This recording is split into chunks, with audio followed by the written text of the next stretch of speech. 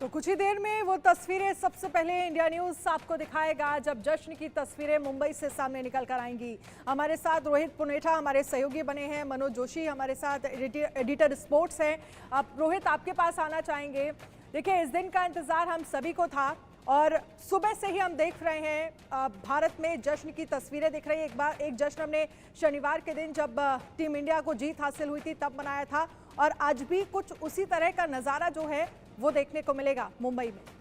बिल्कुल, देखिए सुबह से जश्न ही जश्न मनाया जा रहा है। पहले जब टीम इंडिया देश पहुंची थी, दिल्ली में लैंड किया था, उसके बाद हमने तस्वीरें देखी थी। सुबह मुंह अंधेरे लोग पहुंच गए थे वहां पर टीम इंडिया का स्वागत करने के लिए और जैसे ही टीम इंडिया दिल्ली एयरपोर्ट के बाहर निकली थी, आहा, कहते हैं ना कि वो नज़ारा, वो तस्वीर ही बिल्कुल अलग थी। और उसके बाद से सेलिब्रेशंस का दौर लगातार जारी है। इंतजार यही हो रहा था अनन्या कि कब टीम इंडिया बारबाडोस से वो ट्रॉफी लेकर आए। उस ट्रॉफी को लोगों ने अब तक टेलीविजन पर देखा था, लेकिन उस ट्रॉफी को सामने से देखने के लिए लोग किस कदर बेताब थे, वो बेताबी आज मुझे इंडियन क्रिकेट फैंस में नजर आई। और जाहिर सी बात है मनोज जी, क्योंकि मौका बहुत बड़ा था। वर्ल्ड कप जीतना अपने आप में एक बहुत बड़ी उपलब्धि भारतीय टीम के लिए रही और सबसे खास बात कि आप अनबीटन रहे।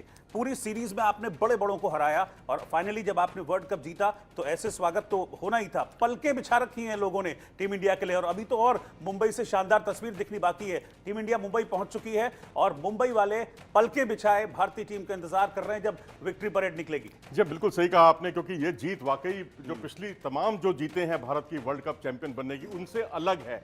क्योंकि आप 1983 का वर्ल्ड कप देखेंगे, वहां हम ऑस्ट्रेलिया से भी हारे, वेस्ट इंडीज से भी हारे, उसके बावजूद हम चैंपियन बने। 2007 का आप वर्ल्ड कप उठाकर देखिए, T20 वर्ल्ड कप का, वहां हम एक मैच न्यूजीलैंड से हारे। उसके अलावा आप 2011 का वर्ल्ड कप देखेंगे, वहां पर भी हम एक मैच जो है साउथ अफ्रीका से हारे। एक मैच टाई हुआ, यानी हम इंग्लैंड को नहीं हरा पाए, यानी निर्धारित उसमें।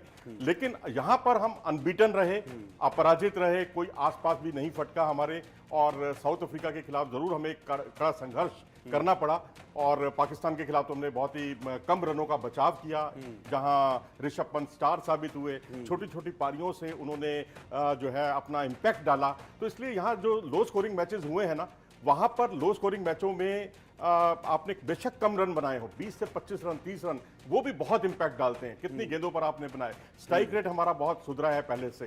तो ये सारी चीजें जो है बरसों की मेहनत है और सबसे भी बढ़कर है मानसिक दृढ़ता। और मुझे लगता है कि रोहित के लिए तो ये वर्ल्ड कप और ज्यादा इंपॉर्टेंट रहा, क्योंकि बतौर कप्तान रोहित ने टीम को लीड किया और जिस तरीके से उन्होंने लीड किया, मतलब ऐसा नहीं है कि अपनी इंडिविजुअल परफॉर्मेंस उनकी बहुत शानदार रही। 3-3 हाफ सेंचुरीज उन्होंने लगाई। जो इंपॉर्टेंट क्रूशियल मैचेस थे उसमें रोहित चले। ऑस्ट्रेलिया के अगेंस्ट रोहित ने शानदार बैटिंग की, इंग्लैंड के अगेंस्ट रोहित ने शानदार बैटिंग की। जहां पर जरूरत थी टीम को, वहां पर एज ए कैप्टन कहते हैं ना कि आप 2 कदम आगे बढ़कर लीड कीजिए। एग्जैक्टली रोहित ने वही किया।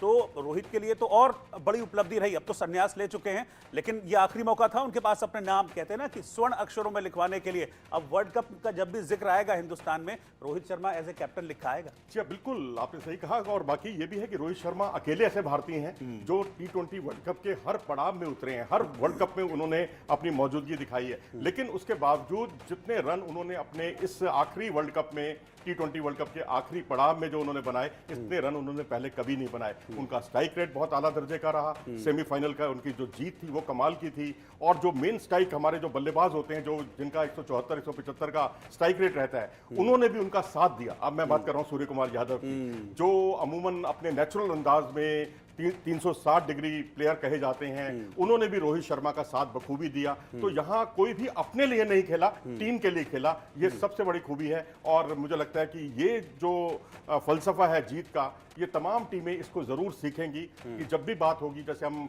पॉलिटिकली आप लोग अक्सर कहा करते हैं कि गुजरात मॉडल, मुझे लगता है अब कहा जाएगा कि इंडिया मॉडल, जीतने का इंडिया मॉडल क्या है। बिल्कुल। और कहते हैं ना कि क्रिकेट हिंदुस्तान में सिर्फ एक खेल नहीं है, एक इमोशन है। और वो इमोशन आज हमने दिल्ली की सड़कों पर देखा।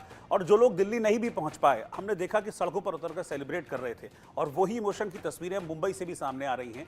मेरे साथ अनन्या है, मेरी सहयोगी। अनन्या के पास मैं चलूंगा। अनन्या मुंबई से तस्वीरें हमको दिखाएंगी। अनन्या, आपके पास आ रहा हूं मुंबई का इमोशन देखने के लिए, जो लोगों के दिल में उमड़ घुमड़ रहा है, वो इमोशन देखने के लिए, वो वर्ल्ड कप ट्रॉफी देखने के लिए मुंबई वासी इस वक्त इंतजार कर रहे हैं कि कब रोहित एंड टीम सड़क पर आए और विक्ट्री परेड का वो भी हिस्सा बने।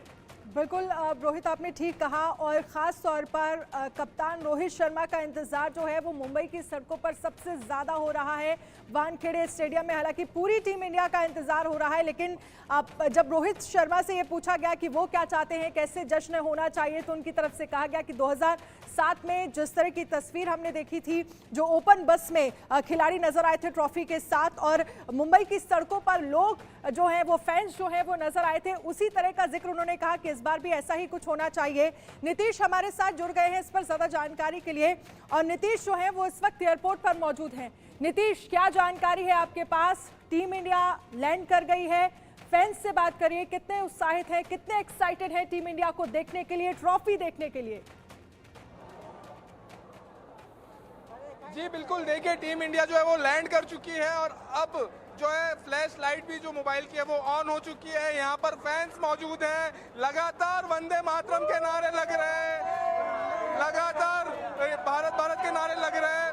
और यहाँ पर अगर मैं आपको तस्वीरें दिखाऊंगा तो यहाँ पर जैसे एक परंपरा रही है जनरेशन बाय जनरेशन, जो क्रिकेट की एक लेगेसी हर एक परिवार जो है भारत में अपने आने वाले जनरेशन को पास करता है, वो लेगेसी यहाँ पर भी दिख रहा है। आप अपने बच्चे को लेकर आए हो, जैसे हमें हमारे बड़ों से मालूम पड़ता था क्रिकेट के बारे में कपिल देव के बारे में, वैसे ही आप भी जनरेशन बाय जनरेशन ये पास करने की परंपरा फॉलो कर रहे हो। हाँ, देखो मेरे बच्चे को लेके आया हो, बाइक से लेके आया हो पूरी बारिश में टीम इंडिया को देखने के लिए। हाथी को जल्दी हाथी को आप लोग कहाँ से आए? हम लोग कुर्ला वेस्ट से आए, बहुत देखने ख्वाहिश से देखना पड़ता है। क्या कुछ यहाँ पर जो है किस तरीके से आप लोग स्वागत करेंगे टीम इंडिया का? हम लोग यहाँ पे 4 घंटे से खड़े जोर जोर से चिल्लाएंगे इंडिया इंडिया इंडिया इंडिया। जो 13 साल बाद जो इंडिया टीम ने किया वो हमारे 4 घंटे से कुछ नहीं, हम रात तक खड़े रह सकते हैं यहाँ पे, जब तक वो आएंगे हम लोग वेट करेंगे, क्योंकि हम लोग हैं बहुत बड़े Indian fan. Come on India India. आप भी देख रहे हो, मैं काफी देर से यहाँ पर पहुंची हुई है, आपको भी देख रहा हूँ नारे लगा रहे हैं, क्या कुछ बताएंगी किस तरह स्वागत होगा टीम इंडिया का? ये जो सारे कैमरास आपको दिख रहे हैं वो उसी का वेट करें, क्योंकि 13 इयर्स के बाद इंडिया जीत के आई है और इस साल का सारे जन इंतजार कर रहे थे। आप लोग भी काफी लंबे समय से इंतजार कर रहे हैं। मैं देख रहा हूँ यहाँ खड़े हो होकर जो थक गए वो यहाँ रेलिंग पर बैठना।